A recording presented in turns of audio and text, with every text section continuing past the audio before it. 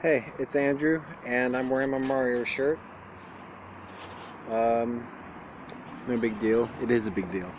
But I want to talk about how, in my opinion, my topic is religion is the philosophy of science. And first, I want to start with Kundalini, which is all forms of spiritual experience, religion, genius, higher conscious, or two is the definition for it is evolutionary energy in humans. As it's called many things. It's also called Ra, or your third eye, or so there's different names for it. First of all, but it basically goes from your spine to your pineal gland as well, um, and that's what they're talking about, I believe. And in the Trinity, there's the energy output, the spine for the nervous system, and the pineal gland. That's also a Trinity. But there's the third dimension. And Christianity has a Trinity. In Hinduism, they have an Avatar Trinity. And then there's heaven, earth, and hell. And then there's, so many factors. And then there's connected miracles that can kind of be brought together with propositional calculus. This is a really bad example right now, but basically, if water in selected area boiled, it would make a hot front, a warm front, like weather. If a hot front hit a warm front, front diffusion would still happen.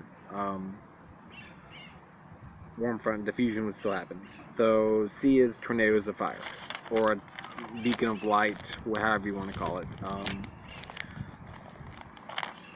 If something is true, that doesn't mean that's the answer to it. That means you have a part of the answer, and we are still primitive. So basically, heat is energy. Example, heat is energy release. Heat can power things. Heat can be recaptured, however, not fully. So see, you can know three things, but you still can't fix the problem. You can multiply one by one just to know probabilities of chances to use this knowledge in a different way or eliminate broad ideas. That'd be like wisdom, like seeing that you can apply it somewhere else.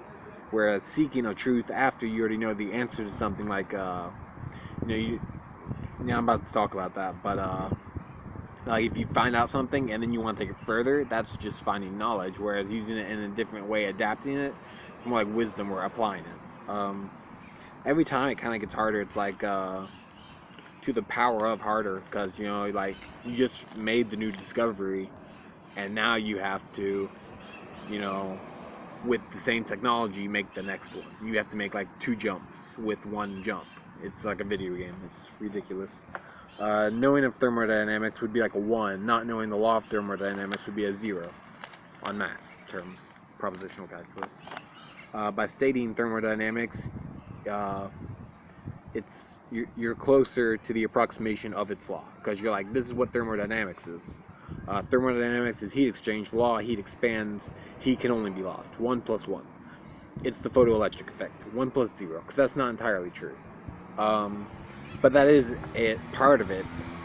But that's not the law of thermodynamics. That's a different law. So it's like you're close. That's an approximation. Basically, there's just different ways to look at things, and so yeah, my opinion on it is that religion is the philosophy of science, and I think it will go further, and I'm going to try to do some research on it and present it in better ways. That's something I wanted to put out there to get on people's minds, if they're listening to me at all. Right now they're not, because I just started blogging, but Blooging, it's Blooging now. B-L-O-O-O-O-O, it's like Google. It just goes on. You chose something, I'm sure.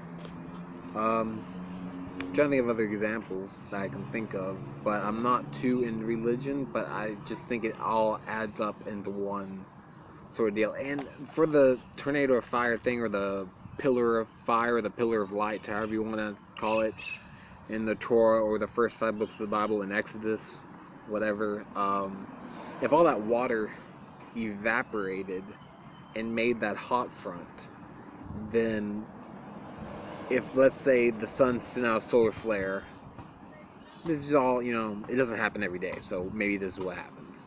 a solar flare evaporated, just tipped off that water, and then all that water evaporated and made that front, and the wind from the ocean pushed it towards land, where it diffused immediately after the cooling of the water didn't have that sustainability anymore. And as it cooled off, it would drift back into the ocean and then lead them the way.